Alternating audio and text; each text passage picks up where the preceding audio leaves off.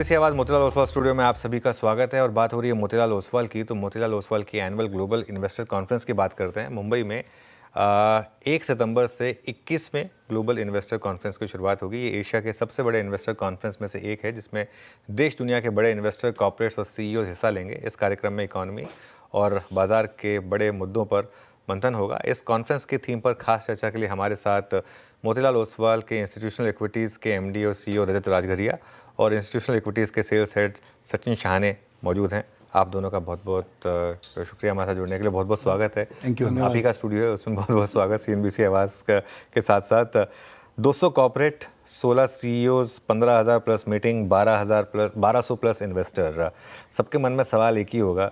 रजत जी, आपसे शुरुआत करता हूँ कि इस जो मूड माहौल में कॉन्फ्रेंस हो रही है, उस समय क्या ज़्यादा पैनिक है या ज़्यादा लोग अपॉर्चुनिटीज़ देख रहे हैं? पहला व्यू आपका क्या होगा उस पर? अगर आप आज एक फॉरेन इन्वेस्टर है तो आप इंडिया सेल मोड में हो। दो कारणों से, आपका बाहर के बाकी मार्केट्स में पैसा अच्छा बन रहा है एंड दूसरा, नियर टर्म में थोड़े इंडिया स्पेसिफिक इश्यूज ज़्यादा है। अगर आप डोमेस्टिक इन्वेस्टर हो तो आपको ये एक अपॉर्चुनिटी बहुत अच्छी दिख रही है अपना एडिशनल कैपिटल मार्केट में डिप्लॉय करने का। तो अगर आप देखिए, पिछले कुछ महीनों में कंटिन्यूसली फॉरेनर्स की सेलिंग हो रही है और डोमेस्टिक्स की बाइंग हो रही है। ये ट्रेंड मुझे लगता है अभी कुछ टाइम और चलेगा। डोमेस्टिक की तो बाइंग चलती ही रहेगी, बट फॉरेनर की सेलिंग थोड़े दिन और चलेगी, फिर उसके बाद हम थोड़ी सी स्टेबिलिटी देख सकते हैं। तो ये जो इतने इन्वेस्टर आ रहे हैं, इसमें फॉरेन इन्वेस्टर भी आ रहे हैं क्या कॉन्फ्रेंस में? तकरीबन 125 से 150 फॉरेन इन्वेस्टर्स हैं। तो आप ये क्यों कह रहे हैं कि अभी कुछ टाइम और चलेगी ये फॉरेनर सेलिंग? ऐसा क्या मतलब बिगड़ गया मार्केट में जो इस तरीके से? दो चीज़ें बिगड़ी है मुझे लगता है। सबसे पहले तो हमारा जो अर्निंग्स ग्रोथ रहा है in the very near term थोड़ा सा मॉडरेट होके रखा है। पिछले क्वार्टर भी आप देखो तो 5 से 6% का ग्रोथ था। जैसे हमारा मार्केट का पी है वो हमेशा 18 से 22 के आसपास रहता है, आज 20 का पी है। 20 का पी आपको अच्छा लगता है अगर आपकी अर्निंग्स ग्रोथ 15 है, महंगा लगता है अगर आपका अर्निंग्स ग्रोथ 5 है। तो आज हम 5 पे। दूसरी बात, मुझे लगता है जिस तरीके के थोड़े से ग्लोबल इवेंट्स हुए हैं तो काफ़ी एफआई मनी शॉर्ट टर्म में ना परफॉर्मिंग मार्केट को चेस करता है और अंडर परफॉर्मिंग मार्केट से बाहर निकलता है। तो अब देखिए, चाइना ने ये साल अच्छा किया है, कोरिया ने ये साल अच्छा किया, यूएस इटसेल्फ अच्छा कर रहा है। तो थोड़ा सा शॉर्ट टर्म मनी मूव करता है, बट ये एक ट्रांजिटरी फेज है। होपफुली कुछ दिनों में सेटल हो जाएगा। बिल्कुल, कुछ दिनों में सेटल हो जाएगा। Sachin ji, good morning. जो डोमेस्टिक पैसा इतना सारा आ रहा है और आई एम श्योर कि डोमेस्टिक इन्वेस्टर अगर 125 से 150 फॉरेनर है तो बाकी सारे आई एम श्योर कि डोमेस्टिक इन्वेस्टर होंगे, वो उनका फीडबैक क्या रहा है? ऑब्वियसली अभी कुछ देर में कॉन्फ्रेंस स्टार्ट होगी, लेकिन ओवरऑल आप उनसे इंटरेक्ट करते हैं काफ़ी। जो मार्केट ने इतने पिछले कुछ समय से लगातार मैसिव इन्फ्लोज देखे हैं, क्या एटलीस्ट हम ये मान के चलें कि वो सपोर्ट मार्केट के पास रहने वाला है? मुझे अभी तो लग रहा है कि वो सपोर्ट रहना चाहिए, बिकॉज जितना इंटरेस्ट डोमेस्टिक पार्टिसिपेंट्स का है कॉन्फ्रेंस में, और सिर्फ म्यूचुअल फंड्स और इंश्योरेंस कंपनीज का नहीं है, एक अलग कैटेगरी है इन्वेस्टर्स की जो अल्टरनेट इन्वेस्टमेंट्स फंड हैं, एचएनआई हैं, उनका बहुत कीन इंटरेस्ट है और सब कंपनीज में इक्वली उनका मीटिंग्स भी उतने ही हैं जितने म्यूचुअल फंड्स और इंश्योरेंस के हैं। सो मुझे एज ऑफ नाउ तो लगता नहीं है कि उनका कोई इंटरेस्ट कम होने वाला है या डोमेस्टिक फ्लोज का कोई बहुत बड़ा इम्पैक्ट आने वाला है। ओके, गुड मॉर्निंग रजत जी, गुड मॉर्निंग सचिन जी, मैं श्रेया बात कर रही हूँ। पहले तो सवाल आपकी कॉन्फ्रेंस रिलेटेड रजत जी आपसे करना चाहूँगी, कौन कौन सी बड़ी कंपनी आ रही है और पर्सनली आप कौन सी कंपनी को लेकर एक्साइटेड हैं? देखिए, सारी बड़ी कंपनीज आ रही है। अगर 200 कंपनीज है तो आप मान के चलिए इंडिया की 200 सबसे बेहतरीन कंपनियां पार्टिसिपेट कर रही है। हमारे कॉन्फ्रेंस में आपको निफ्टी 50 से लेके BSE 100 से लेके mid small cap and unlisted सब मिलेंगे, तब जाकर के ये एक पूरा एग्रीगेट कॉन्फ्रेंस बनता है। मैं तो हर कंपनी के लिए एक्साइटेड हूँ, बिकॉज हर कंपनी से कुछ ना कुछ सीखने मिलेगा। कोई ग्रोथ कंपनी है, कोई वैल्यू कंपनी है, बट एट दिस पॉइंट मुझे लगता है सबसे ज़्यादा लोग फोकस ये करेंगे बिकॉज हमारा देश, हमारा मार्केट ग्रोथ मार्केट है। भले ही एग्रीगेट लेवल पे ग्रोथ में थोड़ा स्लो डाउन हो, जिन पॉकेट्स में इन्वेस्टर्स को ग्रोथ दिखेगा उस पॉकेट में इंटरेस्ट ज़्यादा रहेगा। तो आप अगर लॉजिस्टिक्स कंपनी देखें, डिस्क्रिशनरी कंपनीज देखें, EMS कंपनीज देखें, इन सब के ग्रोथ रेट्स, आप अगर क्विक कॉमर्स डिलीवरी वाली कंपनीज देखें, बड़े प्राइवेट बैंक देखे, ICICI, HDFC जैसे, आई थिंक काफ़ी कंपनीज है जो आपको सिस्टम समझाती है और काफ़ी कंपनीज है जो आपको खुद का बिजनेस समझाती है। आज के टाइम पे दोनों तरीके की कंपनीज का रेलेवेंस कॉन्फ्रेंस में काफ़ी ज़्यादा है। ओके सचिन जी, जैसा थोड़ा मेंशन किया रजत जी ने, कुछ सेक्टर्स जहाँ पे ग्रोथ देखने को मिल रही है, आपको कौन से सेक्टर्स में लग रहा है कि यहाँ से आगे चल के काफ़ी ज़्यादा ग्रोथ है और वहीं पे थोड़ा रुझान होना चाहिए लोगों का? और वो रुझान है, दिख रहा है कॉन्फ्रेंस में भी। जो लॉजिस्टिक्स सेक्टर है उधर काफ़ी ग्रोथ है, और अभी ये GST का भी जो चेंजेस आने वाले हैं उधर से भी लॉजिस्टिक्स कंपनीज को बेनिफिट मिलेगा, वहाँ पर बहुत इंटरेस्ट है। कंज्यूमर डिस्क्रिशनरीज में बहुत इंटरेस्ट है, सो बीट होटल्स है, फिर आपका ड्यूरेबल्स है, वहाँ पर काफ़ी इंटरेस्ट है। EMS स्पेस, इलेक्ट्रॉनिक्स मैन्युफैक्चरिंग में, जहाँ पर अभी गवर्नमेंट का भी काफ़ी पुश है, वहाँ पर काफ़ी इंटरेस्ट है। सो उधर फिर ऑटो एंसिलरीज में काफ़ी इंटरेस्ट है, बिकॉज उधर भी GST का बेनिफिट्स सेक्टर को मिलेगा, ऐसा मार्केट्स का व्यू है, तो वहाँ पर काफ़ी इंटरेस्ट है। नॉन लेंडिंग फाइनेंशियल्स में काफ़ी इंटरेस्ट है, सो आपके एक्सचेंजेस हुए, इंश्योरेंस कंपनीज हुई, सो अक्रॉस दीज स्पेसेस बहुत ज़्यादा इंटरेस्ट है। रजत जी, ये विजय शेखर शर्मा जी काफ़ी डिमांड में आजकल, अभी कुछ दिनों पहले कपिल शर्मा के शो में आए थे, अब आपकी कॉन्फ्रेंस में आ रहे हैं, और ये स्टॉक भी काफ़ी शानदार आउट परफॉर्मर रहा है। ये आ रहे हैं, उसके अलावा एक और मेरी नज़र थी, आदित्य परिचा जी आ रहे हैं, ऑब्वियसली जेप्टो के जो को फाउंडर हैं। जेप्टो में आप अर्ली इन्वेस्टर भी रहे हैं, अनलिस्टेड स्पेस में आपने काफ़ी ज़्यादा इन्वेस्टमेंट की है, इटर्नल में आपकी बड़ी इन्वेस्टमेंट रही है। ये पूरी की पूरी न्यू एज स्पेस को आप कैसे देख रहे हैं इस समय? सो देखिए, अगर आप ग्लोबली देखें, US में आज के दिन में जो नंबर 1 मार्केट कैप कंपनी या 5 साल पहले कोई बात नहीं करता था उसके बारे में, NVIDIA है। बिल्कुल राइट। इंडिया में आज भी कंपनीज अपना बेसिस बना रही है एक साइज बिल्ड करने के लिए, बट आप कुछ सेक्टर में कुछ अर्ली विनर्स को आइडेंटिफाई कर सकते हो। राइट, मुझे लगता है क्विक कॉमर्स में इटर्नल ने अपने आप को बहुत फॉर्मली इस्टेब्लिश कर दिया है, जेप्टो अपने आप को बहुत फॉर्मली इस्टेब्लिश कर रही है, पेटीएम फिनटेक में पूरे पेमेंट मैकेनिज्म में अपने आप को काफ़ी रीइन्वेंट करके मॉडल कर रही है। आप अनलिस्टेड में देखिए तो हल्दीराम फैमिली हमारे कॉन्फ्रेंस में प्रेजेंट कर रहे हैं। अगेन वो इंडिया में आप और हम सब जानते हैं कि इस पूरे फूड मार्केट, स्नैक मार्केट में बेलवेदर रहे।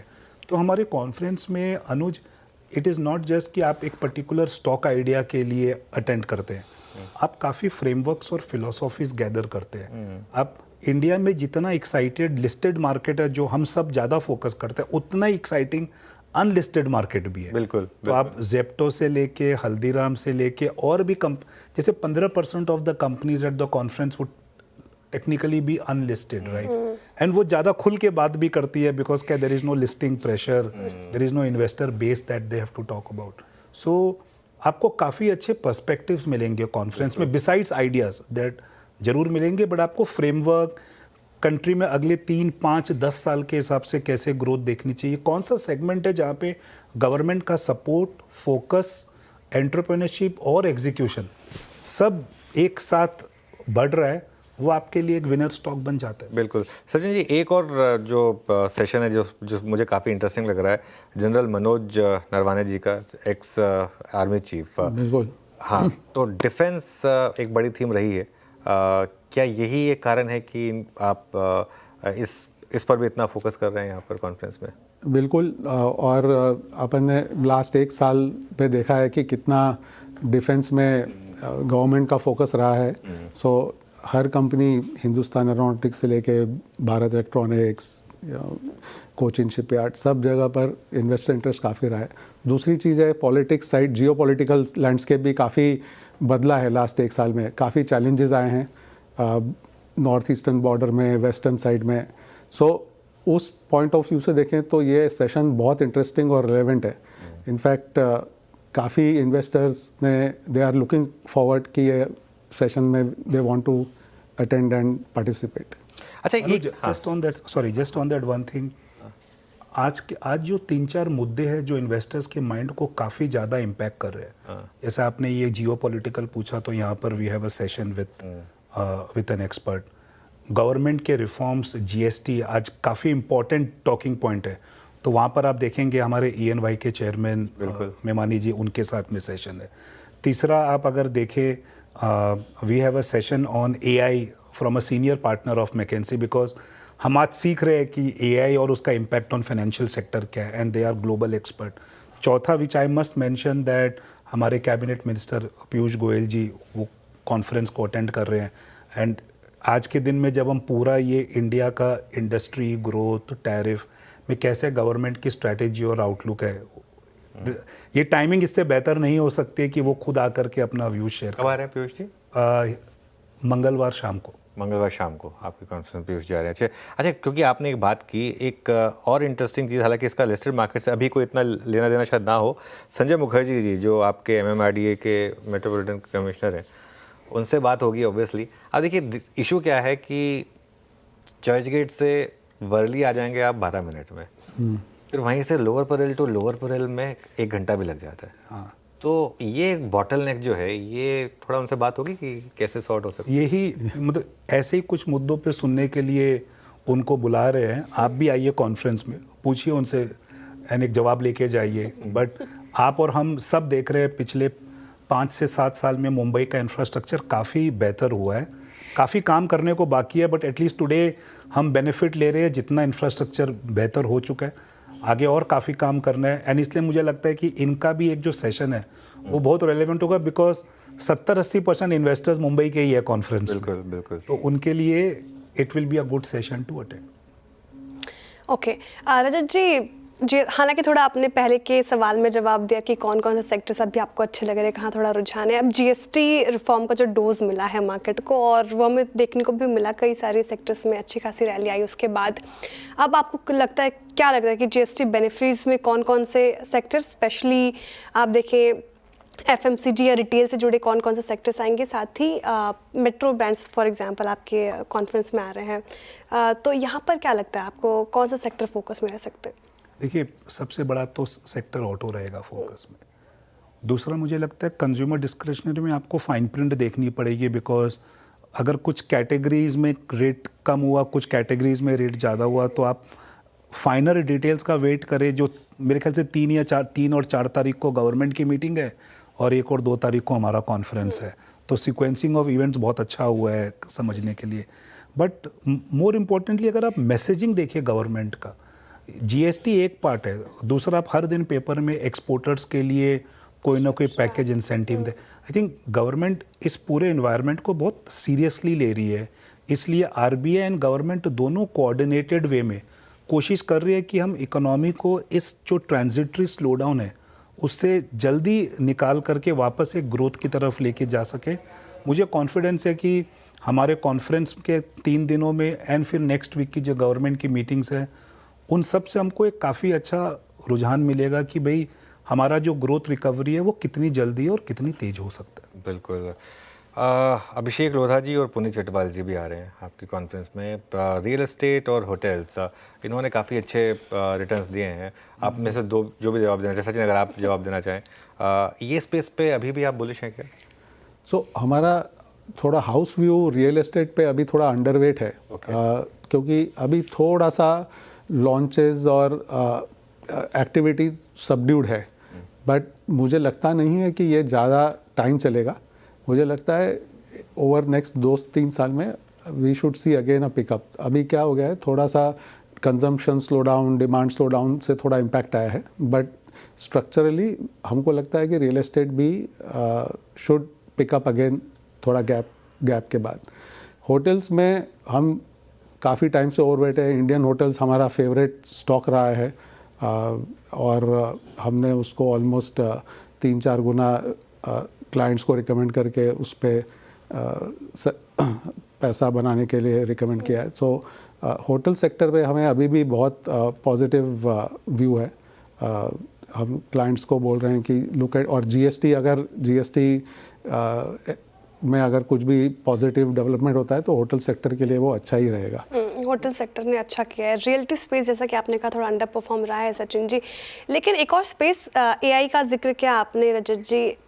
IT स्पेस को लेकर मैं आपसे प्रश्न पूछना चाहूँगी। सीसॉ पैटर्न हमने देखा इस पर्टिकुलर स्पेस में, हालांकि फेड रेट कट की आशंका संभावनाओं के बाद थोड़ा सा यहाँ पर एक बढ़ोतरी में देखने को मिली थी, लेकिन अभी भी एक बड़ा क्वेश्चन मार्क है। IT स्पेस को कैसे देख रहे हैं, और इस रिलेटेड कोई कॉन्फ्रेंस में बातचीत होगी? सो देखिए, आईटी में जनरली ग्रोथ रेट्स एक रेंज में रहते हैं। अगर कंपनीज 8 से 10% ग्रो करती है तो बहुत तेज़ी का माहौल होता है, और 3 से 4% ग्रोथ करती है तो थोड़ा सा मंदी का माहौल होता है। At this point of time IT companies का आउटलुक लार्जर कंपनीज के लिए थोड़ा सा मॉडरेट है, एंड मिड साइज कंपनीज के लिए वर्टिकल डिपेंडेंट थोड़ा सा बेटर है। बट ओवरऑल इस स्पेस पे आप इन्वेस्टर्स का व्यू अभी थोड़ा सा अंडरवेट टू न्यूट्रल देखेंगे। मुझे लगता है लॉन्ग, अगर आप अगले 5 साल का भी ग्रोथ रेट लेके, तो मुझे लगता है कि 5 से 10% टॉप लाइन ग्रोथ एक बेस केस ग्रोथ बनाना चाहिए, राइट। लोग ज़्यादा फोकस आज के दिन में इंडिया सेंट्रिक कंपनीज पे करेंगे कि कंजम्पशन में, इंडस्ट्रियल में, राइट, और न्यू एज में का ये ग्रोथ इकोनॉमी है, ये ग्रोथ मार्केट है, राइट। आपको आपके काम के 5 स्टॉक ढूंढने हैं जो एक अच्छे ग्रोथ फेज में जा सकते हैं और अपने प्राइस पे पकड़ने हैं, राइट। आज का मार्केट आपको प्राइस सही दे रहा है, वो स्टॉक आपको आइडेंटिफाई करने हैं कौन से 5 स्टॉक है। प्रवीण जी आ रहे हैं आपके सेशन में। ये मुझे ये जानना है कि ये मेंटलिस्ट काम कैसे करते हैं, किस तरीके से, तो इन मार्केट का माइंड पढ़ सकते हैं क्या? ये थोड़ा सा अगर ऐसा हो जाए तो फिर तो ये एक बहुत बड़ी स्पेस बन सकती है। क्योंकि मैं 2-3 बार मेंटलिस्ट सेशन में गया हूँ, वो मेरा ATM का पिन तक बता दिया था उन्होंने। मतलब I was surprise and shock, मतलब कि सिर्फ मेरा माइंड पढ़ के। तो वो क्या मार्केट का भी माइंड पढ़ सकते हैं? इस बार वो आपका बैंक बैलेंस भी बताएंगे। वो बहुत कम नंबर, वो पिन ATM पिन जितना नंबर ही होगा, तो उसमें कोई बहुत बड़ा नंबर नहीं है वो। नहीं, बट तो आपका बैलेंस बताएंगे तो फिर वो ज़्यादा समझने वाली बात होगी। फिर उनको बुलाने का एक ही पर्पस है। देखिए, दोनों दिन सेशंस काफ़ी कंटेंट एंड इंसाइटफुल है, राइट। एक लंच सेशन में हमको लगता है कि ये भी एक पर्सपेक्टिव होता है लोगों को, जो खुला के बताता है कि किस तरीके से आप अपनी लाइफ में चीज़ों को एक अलग नज़रिए से देख सकते हैं, राइट। मैं भी पहली बार अटेंड करूंगा तो मेरे लिए भी एक नया एक्सपीरियंस होगा। आप दोनों को समय मिले तो ज़रूर आइए। मंगलवार को 1 बजे का ये सेशन है हमारे। मैं तो चाहता हूँ कि आप हमारे सारे सेशन अटेंड करें, बिकॉज हम बहुत मेहनत करके अपने ट्रैक के सेशंस क्यूरेट करते हैं। जो भी सेशन आप अटेंड कर सके ज़रूर करिए। मैं श्योर करता हूँ कि इनसाइट से लेकर के नॉलेज एंड वेल्थ क्रिएशन सब आपको हमारे सेशंस के आउटकम में दिखेगा। ओके, बिल्कुल। तो खैर लुकिंग फॉरवर्ड टू दैट। और अगर यहाँ से अगर समय मिला तो ज़रूर आएंगे रजत जी। इसमें एक तो आखिरी सवाल आपसे फिर, कॉन्फ्रेंस इस समय आपकी जो हो रही है उस समय मार्केट का मूड माहौल काफ़ी ख़राब है। आपको लग रहा है कि इस समय हम एक बुल मार्केट करेक्शन में है या एक थोड़ा प्रोलॉन्ग्ड बेरिश फेज में है इस समय मार्केट में? नहीं, मुझे लगता है कि हम एक बहुत लंबे समय के बुल मार्केट में है, बहुत लंबे समय के। मतलब शायद अगर मैं आपको समय बताऊं तो ये 1-2 साल का नहीं है, ये 4-5 साल का नहीं है, शायद कुछ दशकों का बुल मार्केट है, राइट। एंड अनुज, अगर आप इस साल हमारे कॉन्फ्रेंस का फीचर है कि ये इस सेंचुरी का 25वां साल है, तो हमने क्वार्टर ऑफ द सेंचुरी निकाल दी है। बिल्कुल। आप और मैं सब इस मार्केट में पिछले 25 साल में बेनिफिशियरी रहे हैं, राइट। 2000 में हमारा GDP 400 बिलियन था, आज 4 ट्रिलियन है। 10% ही कंपाउंडेड ग्रोथ हुई है। आज हम 4 ट्रिलियन से भी 10% कंपाउंडेड ग्रोथ करेंगे तो हर साल हम एक नया इंडिया बनाएंगे जो 2000 में एग्जिस्ट करता था। सो आज हमारा ग्रोथ साइज के ऊपर हो रहा है, राइट। ये अब हम जो भी ये इश्यूज देख रहे हैं, स्लो डाउन देख रहे हैं, ये एक ट्रांजिटरी है। और एक लंबे बुल समय में ना ट्रांजिटरी 1 क्वार्टर भी हो सकता है, 1 साल भी हो सकता है। But you have to keep faith. आपको अपने सही मैनेजमेंट, सही सेक्टर्स, सही ग्रोथ की कंपनीज में इन्वेस्ट करो। आपका best of the wealth creation is ahead, not behind. चलिए, इसी अच्छे नोट पर आप दोनों का बहुत बहुत शुक्रिया हमारे साथ जुड़ने के लिए, एंड ऑल द बेस्ट। आपकी कॉन्फ्रेंस जो आपकी कॉन्फ्रेंस है काफ़ी रिनाउंड है और हर साल we look forward to that. I think 2 या 3 साल पहले मैंने अटेंड भी करी थी, इस साल भी कोशिश करूँगा कि उसको अटेंड करूँ। लेकिन ऑल द बेस्ट आप। Thank you, look forward. Thank you. चलिए, ये मोतीलाल ओसवाल की कॉन्फ्रेंस की बात हुई। अब श्रेया के पास चलते हैं वापस और आज के सवाल जवाब के सिलसिले को शुरू करते हैं।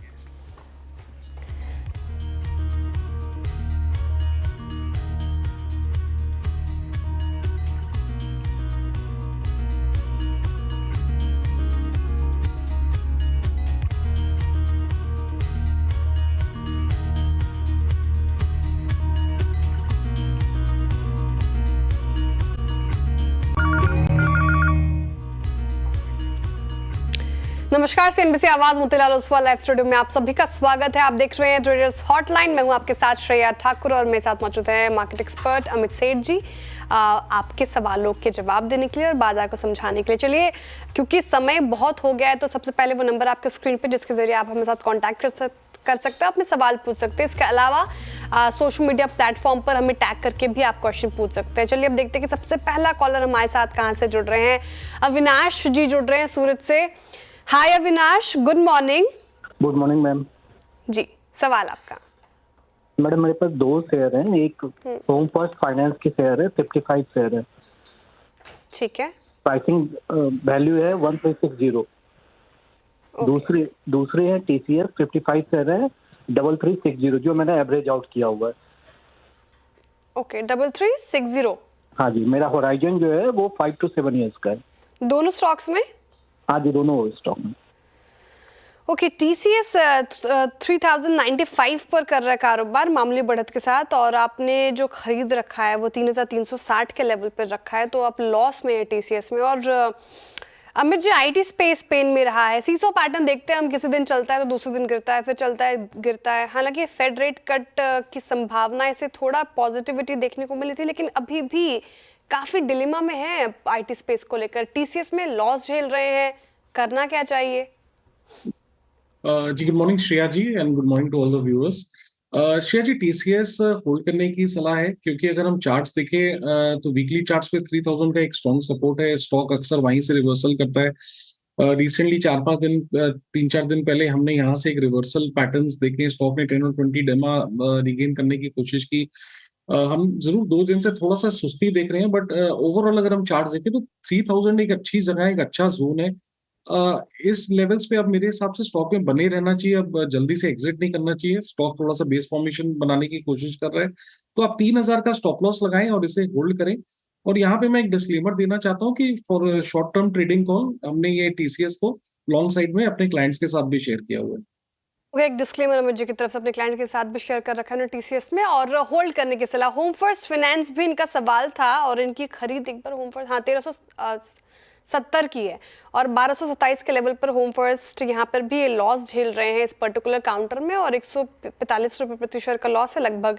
क्या करना चाहिए होम फर्स्ट फाइनेंस में? क्योंकि मैं 1 महीने का भी चार्ट देखूं और इस साल में अब तक हालांकि ठीक ठाक रिटर्न दिए हैं, 6 महीने में शानदार रिटर्न, लेकिन पिछले 1 महीने से कमजोरी। क्या करना चाहिए इस पर्टिकुलर काउंटर में? जी डेफिनेटली रिसेंटली हम होम फर्स्ट में जरूर वीकनेस देख रहे हैं। स्टॉक में जो रिसेंट पुल बैक आया था वो भी अपने मूविंग एवरेजेस से रेजिस्टेंस लेके स्टॉक वापस नीचे आ रहा है। लोअर हाई भी है ऑन द चार्ट। तो ओवरऑल अब इसका जो अगला सपोर्ट आता है दैट 200 एमआ इज अराउंड 1180 टूटता है तो दिक्कतें बढ़ सकती हैं। तो मेरी सलाह यही है, लॉन्ग टर्म नजरिया है तो 200 एमआ हमारे लिए बहुत क्रूशियल है। अब हम ऑलमोस्ट उसके आसपास आ गए हैं, बने रहे, लेकिन 1180 का एक स्ट्रिक्ट स्टॉप लॉस जरूर लगा के रखें। होल्ड की सलाह, 1180 का स्ट्रिक्ट स्टॉप लॉस आपको मेंटेन करना है। चलिए अब आगे बढ़ते हुए देखते हैं कि नेक्स्ट कॉलर हमारे साथ कहां से जुड़ रहे हैं। हुसैन जी जुड़ रहे हैं भोपाल से। Hi Hussain, good morning. Good morning ma'am. जी, सवाल आपका। मैम मेरे पास रिलायंस इंडस्ट्रीज के 150 शेयर्स हैं 1450 की प्राइस पे। इसका मैम क्या फ्यूचर है, कुछ बता सकती हैं प्लीज? ओके, एक साल के नजरिए से पूछ रहे हैं आप, ठीक है। रिलायंस आज एजीएम भी है, और पिछले कुछ दिनों से जो ब्रोकर जो रिपोर्ट आ रही थी काफ़ी बुलिश रिपोर्ट थी। 1819 तक के टारगेट एक्सपेक्टेड हैं। हालांकि थोड़ा लॉस झेल रहे हैं, 62 रुपये प्रति शेयर का लॉस रिलायंस में। उससे अमित जी से मैं इस पे राय लूँ उससे पहले एक स्टैंडर्ड डिस्क्लेमर, रिलायंस हमारी पेरेंट कंपनी है, तो कोई भी खरीद फरोख्त आपको करनी हो तो अपने पर्सनल एडवाइजर की सलाह के साथ ही ऐसा करें। रिलायंस पर क्या व्यू रहेगा अमित जी? थोड़ा लॉस झेल रही है, लेकिन काउंटर सबको अच्छा लगता है, और आज एजीएम है, उससे पहले थोड़ा मामूली बढ़त हम देख रहे हैं, और पिछले 6 महीने में 16% का रिटर्न तो रिलायंस ने जनरेट करके दिया है। क्या हिदायत? जी श्रेया जी, इन लेवल्स पे रिलायंस भी होल्ड करने की सलाह है। काफी अट्रैक्टिव लेवल्स हैं। 1360 पे 200 डे एक्सपोनेंशियल मूविंग एवरेज है। 1350-60 एक इसका स्ट्रॉन्ग सपोर्ट जोन है, और रिसेंटली स्टॉक ने इन लेवल से एक रिकवरी भी दिखाई थी, जैसे कि आप कह रहे हैं आज एजीएम है, बट टेक्निकली भी ये लेवल्स काफी अट्रैक्टिव हैं। चार्ट्स पे स्ट्रॉन्ग वीकली डिमांड जोन है। रिवर्सल अगर आना है तो यहीं से आना है। थोड़ी सी मार्केट खराब है, नहीं तो मुझे लगता है कि अगर थोड़े से मार्केट्स और इंडेक्सेस, ब्रॉडर मार्केट्स स्टेबल रहते तो हम डेफिनेटली अभी तक 1430 1450 तक के लेवल्स इसमें जरूर देखते हैं। बट हैविंग सेड दैट 1360 का आप स्टॉप लॉस लगाइए और इसे होल्ड करिए। यहाँ पे भी मेरा एक डिस्क्लेमर है कि रिलायंस को भी शॉर्ट टर्म ट्रेडिंग कॉल के हिसाब से हमने अपने क्लाइंट्स के साथ लॉन्ग साइड पे शेयर किया हुआ है। स्टैंडर्ड डिस्क्लेमर रिलायंस पर आप भी आपके स्क्रीन पर और यहाँ पे भी होल्ड करने की सलाह फिलहाल। चलिए अब वक्त हो चुका है क्रिप्टो कॉर्नर का। देश में क्रिप्टो से जुड़ी जानकारी बढ़ाने के लिए सीएनबीसी आवाज और CoinDCX लेकर आया है क्रिप्टो कॉर्नर, जिसमें आप क्रिप्टो करेंसी की हर बारीकियों के बारे में जानेंगे। और इसी कड़ी में सीएनबीसी आवाज की कमोडिटी एडिटर मनीषा गुप्ता जी जुड़ रही हैं, जो अमेरिका में क्रिप्टो को लेकर हुई बड़ी पहल के बारे में बताएंगे। CNBC आवाज प्रस्तुत करता है crypto corner, powered by CoinDCX। नमस्कार। क्रिप्टो कॉर्नर में आज मैं 3 बड़ी चीज़ें आपके समक्ष रखने वाली हूं, जहां पर हमने यूएस में बहुत बड़े इसके डेवलपमेंट्स आते हुए देखे हैं। सबसे पहली चीज़ तो ये है कि अब यहां पर क्रिप्टो इंडस्ट्री को ट्रंप सरकार का समर्थन पब्लिक ब्लॉकचेन के तौर पर मिला है। जो सेकेंड क्वार्टर जीडीपी के 2025 के आंकड़े हैं, उनका डिस्ट्रीब्यूशन यहां पर 9 ब्लॉकचेन्स के जरिए किया गया। यूएस ने एक रिपोर्ट में यह भी कहा है कि जो रेगुलर वे है जीडीपी बताने का वो तो चलता ही रहेगा, लेकिन अब इसे ब्लॉकचेन के जरिए भी बताया जाएगा। अब अगर इसमें आप वेरियस ब्लॉकचेन्स देखें तो इसमें कई कुछ इंक्लूडेड है: Bitcoin, Ethereum, Solana, Tron, Stellar, Avalanche, Arbitrum 1, Polygon POS और ऑप्टिमिज्म। ये सारी की सारी वो ब्लॉकचेन्स हैं जिनके ऊपर आगे जाकर अब यूएस गवर्नमेंट अपना जीडीपी डेटा बताएगी। यानी कि एक कंप्लीट हमने इसको समर्थन यहाँ पर आता हुआ देखा है, एक स्ट्रॉन्ग एडॉप्शन यहाँ पर यूएस सरकार की तरफ से फिलहाल बनती हुई। लेकिन साथ ही साथ पिछले 24-48 घंटों में एक और इंटरेस्टिंग जेपी मॉर्गन की तरफ से बिटकॉइन पर रिपोर्ट आई है। जेपी मॉर्गन ने कहा है कि बिटकॉइन में जो वॉलेटिलिटी है वो कम होती हुई नजर आई है और इस वजह से हमने इंस्टीट्यूशनल इन्वेस्टर्स का जो रुझान है यहाँ पर बढ़ता हुआ देखा है। जेपी मॉर्गन की रिपोर्ट ये भी कहती है कि बाजार में सोने में जितना कैपिटल है उतना ही मार्केट कैप शायद हम आगे जाकर बिटकॉइन में भी आता हुआ देखेंगे, लेकिन इसके लिए क्रिप्टोज में मार्केट कैप को 13% तक बढ़ने की जरूरत है। इसमें आगे और तेजी की एक्सपेक्टेशन भी है और माना यह जा रहा है जेपी मॉर्गन की रिपोर्ट के द्वारा कि बिटकॉइन एज ऑफ नाउ और अपसाइड देख सकता है। ये $16,000 से as of now undervalued है। और तीसरी बड़ी खबर जो हम आपके सामने रखना चाहते हैं वो ये कि यूएस प्रेसिडेंट डोनाल्ड ट्रंप और उनकी फैमिली की तरफ से एक बड़ी योजना अब सामने आई है। डिजिटल एसेट ट्रेजरी कंपनी की योजना यहां पर बनती हुई नजर आई है। Trump media and tech group में करार किया है Crypto.com के साथ और ये $6.42 बिलियन के साथ क्रोनोस ट्रेजरी बनाने की योजना है। ट्रंप मीडिया, यॉर्क और Crypto.com इसके फाउंडिंग पार्टनर्स होंगे और ट्रंप मीडिया रिवॉर्ड सिस्टम का शुरुआत भी यहाँ पर कर सकती है। ट्रूथ सोशल या ट्रूथ प्लस प्लेटफॉर्म पर यहाँ पर रिवॉर्ड्स के जरिए भी ये क्रिप्टोज दिए जाएंगे। Crypto.com की जो भूमिका है यहाँ पर इसको बढ़ाने की भी उम्मीद है और डिजिटल वॉलेट्स इंफ्रास्ट्रक्चर में भी इसका इस्तेमाल किया जाएगा। क्रोनोस जो कि टोकन है उसको यूटिलिटी टोकन के रूप में भी अपनाने की योजना आगे जाकर यहाँ पर बनती हुई नजर आ सकती है। CNBC आवाज प्रस्तुत करता है crypto corner, powered by CoinDCX। शुक्रिया मनीषा जी जानकारी के लिए। चलिए इसी के साथ रुकते छोटे से ब्रेक के लिए। ब्रेक के बाद फिर हाजिर होते हैं। आप देखते रहिए CNBC आवाज।